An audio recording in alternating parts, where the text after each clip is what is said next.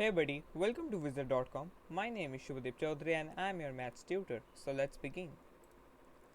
According to the question, we have to find the product of 6 upon 15 and 6 3 upon 7.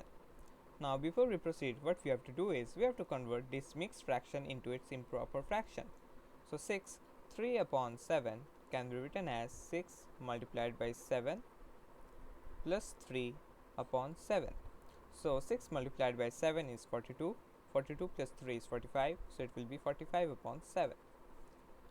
So it will become 6 upon 15 multiplied by 45 upon 7. Now 15 will cancel out 45 and will produce 3. So 6 multiplied by 3 is 18. So 18 upon 7 will be the required final answer. Therefore, upon checking the options, we see that option C option C will be the final answer. So that's it. Thank you and have a great day.